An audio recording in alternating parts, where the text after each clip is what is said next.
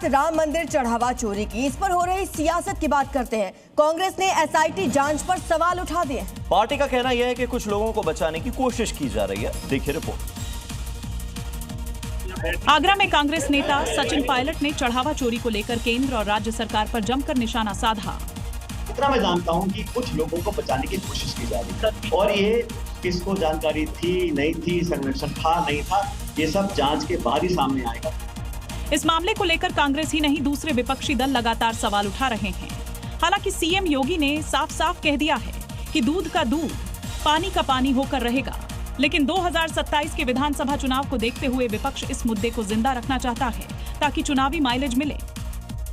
हरियाणा, चंडीगढ़ और दिल्ली वासियों के लिए खबर है क्योंकि अलर्ट जारी हुआ है। 11 से 16 जुलाई तक बारिश का अलर्ट है इन राज्यों में। तो भारी बारिश के बाद बाढ़ का खतरा यहां पर हो सकता है। निचले इलाकों में खास तौर पर जलभराव हो सकता है। लोगों की परेशानी एक बार फिर से बढ़ सकती है, तो इसके लिए अलर्ट जारी कर दिया गया है।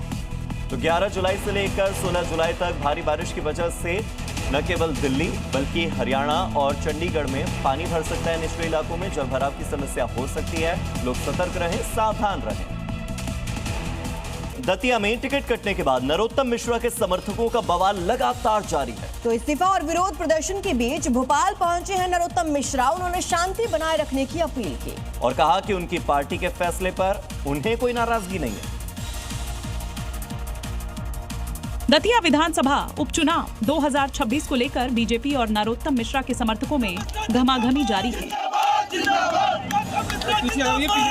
लगातार दूसरे दिन भी समर्थकों का बवाल, विरोध प्रदर्शन और इस्तीफों का दौर जारी रहा।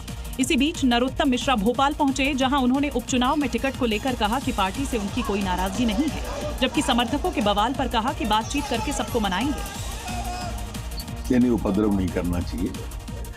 जहाँ तक इस्तीफे की बात है, हम समझाएंगे, मनाएंगे, रास्ता निकल आया। लगातार मेरी बातचीत है, सब मान जाएंगे। अब खबर राजस्थान से है, जहां पुलिस विभाग के किसी कामकाज में अब दलित शब्द का इस्तेमाल नहीं किया जाएगा। दरअसल इसको लेकर सरकारी आदेश जारी हुआ है। मीडिया को भी इस शब्द के इस्तेमाल से बचने की सलाह दी गई है। राजस्थान पुलिस ने इसको लेकर एक आदेश जारी किया है, जिसमें कहा गया है कि किसी भी सरकारी दस्तावेज या बातचीत में ये दलित शब्द न तो बोला जाएगा और न ही लिखा जाएगा। इसकी जगह अनुसूचित जाति शब्द का इस्तेमाल किया जाएगा। इस आदेश का सीधा मतलब है कि अब पुलिस विभाग अपनी एफआईआर, शिकायतों, चार्जशीट, पंचनामा, गिरफ्तारी मेमो, कस्टडी से जुड़े दस्तावेजों, case diary, closure report, form, आवेदन, सर्टिफिकेट और सरकारी चिट्ठियों में दलित शब्द का इस्तेमाल नहीं करेगा। ये आदेश राजस्थान सरकार के सभी पुलिस महानिदेशकों, पुलिस कमिश्नरों, जिला पुलिस अधीक्षकों और उनके प्रभारियों को भेज दिया गया है।